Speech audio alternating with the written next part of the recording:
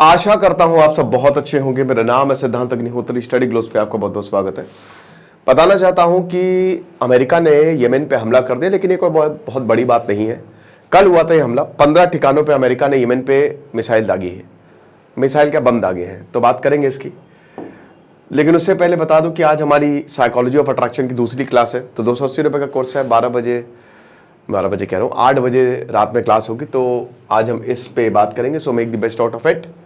और Telegram group join करिए, chat option में जाइए। पहली क्लास पब्लिक थी, लेकिन अब सारी की सारी क्लासेस ऐप पर होंगी। तो बात इतनी सी है कि अमेरिका ने फिर से यमन पे हमला कर दिया। फिर से तो नहीं, देखिए क्यों अमेरिका ने यमन पे हमला किया। हुतीस को टारगेट किया है, होदाइदा और कैपिटल सिटी सना। 15 एयर स्ट्राइक्स की हैं, ठीक है। तो मिलिट्री बेस यहां पे जो मेन है हिजबुल्ला का, हुतीस का, वहां पे हमला किया है।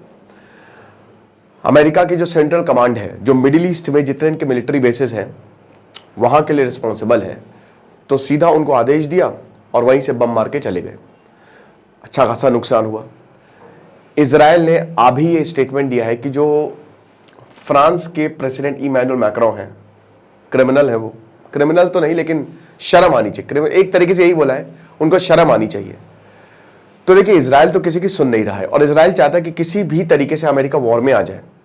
बट क्या अमेरिका वॉर में आएगा? एक बार अमेरिका वॉर में आ गया तो ये जो वॉर है वो एस्केलेट हो जाएगी। ईरान ने ये बोला है कि हम और हमला करेंगे, हम तगड़े हमले करेंगे इजराइल के ऊपर। यमन का क्या स्टेक्स है?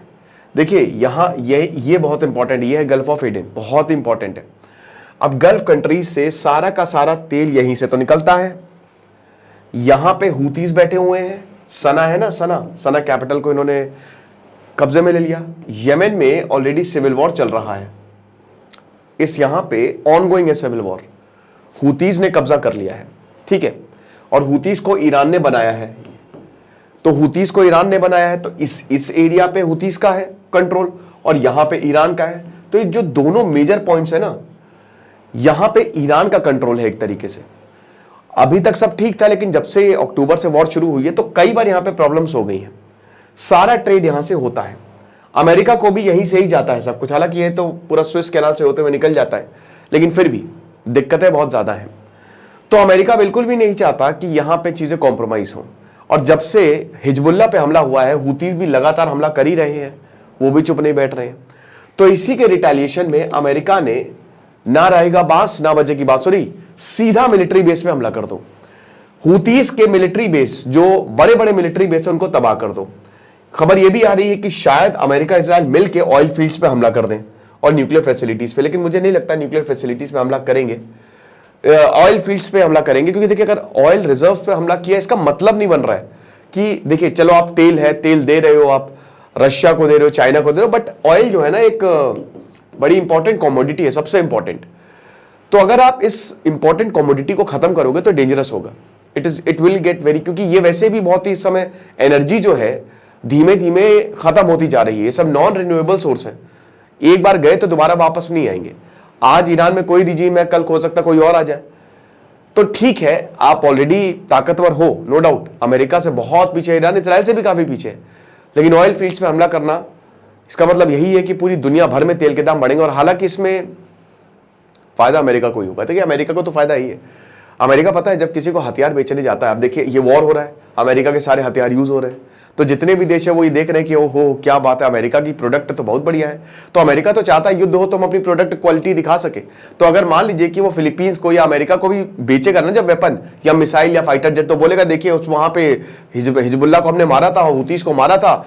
अब जैसे सी गार्जियन भारत खरीद रहा है ड्रोन्स, है ना, अरबों की डील है, तो उसने बताया है कि ये सी गार्जियन जो है वो 24-48 घंटे तक ये लगातार उड़ता है हवा में और उसके बाद खत्म कर देता है। ये हमने इराक में किया, हमने अफगानिस्तान में किया। आप देखिए, तो ये तो पिच करते हैं एक, तभी तो मैं बता रहा हूं कि इसमें सबसे ज्यादा फायदा जब भी युद्ध होता है अमेरिका को ही होता है। इसलिए अमेरिका चाहता है पूरी दुनिया में युद्ध चलता रहे, क्योंकि वो हथियार बनाता है। अबे अमेरिका अपने घर में जब बंदूक बेचता है ना, यहां पे घर घर में अमेरिका की बंदूक मिलती है। ड्राइविंग लाइसेंस दीजिए और बंदूक ले लीजिए। होमिसाइड सबसे ज्यादा अमेरिका में होते इसी बंदूक की वजह से। स्कूलों के इतने इंसिडेंट हुए, तब अमेरिका ये नहीं कर रहा है। लॉबिंग चलती है यहां पे। तो आपको क्या लगता है वो युद्ध यहां पे रोकेगा? नहीं रोकेगा। तो इसी बेसिस पे अमेरिका ने यमन पे हमला किया। अब हूतीज भी कोई दूध के धुले तो है नहीं, है तो ये भी आतंकी, ठीक है, डेंजरस लोग हैं, बहुत डेंजरस लोग हैं, सिविल वॉर अभी तक चल रहा है। और यहां के भाई अब्दुल्ला साले तो गए, हालांकि वो चाहते थे उनके बेटे आ जाए, इसमें विवाद हो गया। अमार जो यहाँ के जनरल थे, अमार ने यहाँ पे हुतीस की मदद ले ली, ठीक है। और यहाँ पे जो रिजीम है अभी तो हालांकि कोई नोबडी इज देयर, ठीक है, जो मंसूर हादी है उन्होंने बड़ी कोशिश की इसके बाद, अब्दुल्ला साले के बाद जो है, कि चीजें बेटर हो, लेकिन नहीं हो पाए। तो उनको रिजीम को बचाने के लिए इस समय सऊदी अरब प्लस यूएसए प्लस वेस्ट, मतलब टोटल 10 देश जो है वो यहां पे लगे हुए हैं, है ना। और इधर रशिया भी ईरान की मदद कर रहा है, चाइना ईरान की मदद कर रहा है, और ईरान डायरेक्टली हुतीस की मदद कर रहा है। तो हुतीस है यहां पे, लेकिन एक वही है ना कि एक एग्रीमेंट है, एक ऐसे फॉर्मली नहीं बट इनफॉर्मल एग्रीमेंट है कि चलो ठीक है, तेल जरूरी है, यहां पे कुछ पैसे हुतीस को दे दो और उसके बाद तुम अपना ट्रेड करो। लेकिन जब से हमला हुआ तब से प्रॉब्लम है। तो यहां यमन पे हमला किया है अमेरिका ने, और यही दिखाने के लिए किया है कि देखिए तुम चुप रहना, ज्यादा बोलना नहीं। बट ऐसा होगा नहीं होगा, क्योंकि लगातार हमले बढ़ते जा रहे हैं। बाकी कोई और अपडेट होगी तो मैं आपको जरूर बताऊंगा। Thank you so much.